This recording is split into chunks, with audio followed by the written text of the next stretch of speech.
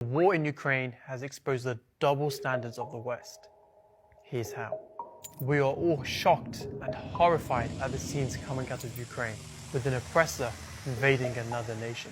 However, amidst the entire crisis, we can't help but notice an underlying double standard emerging from the way the world is responding. Ukraine isn't the first country to be invaded illegally. In fact, it's not the first country to be invaded by Russia.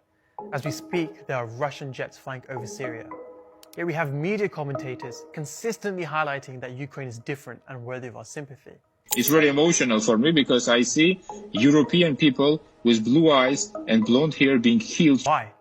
Because they are civilized, European, Christian, and have blonde hair and blue eyes? You know, this is a relatively civilized, relatively European. These are Christians, they're white. Why do we consistently need to be reminded that these aren't Arabs, Muslims, Afghans, or Syrians? Do you need to be a Middle Easterner to be qualified as a refugee? Don't get me wrong, of course we care about the Ukrainians, but why do we constantly need to be reminded that these people are different and therefore worthy of our sympathy?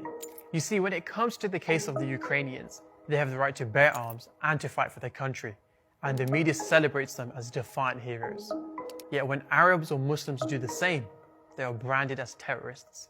Why is it that the Ukrainian Defense Ministry is allowed to teach people how to make Molotov cocktails in their fight against the oppressor, but Palestinian kids from the tender age of 10 are criminalized by the media and imprisoned up to 20 years for throwing rocks at their occupiers?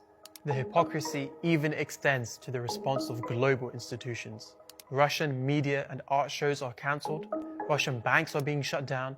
Heck, FIFA has also sanctioned all Russian teams from participating, while football stadiums are plastering anti-Putin slogans.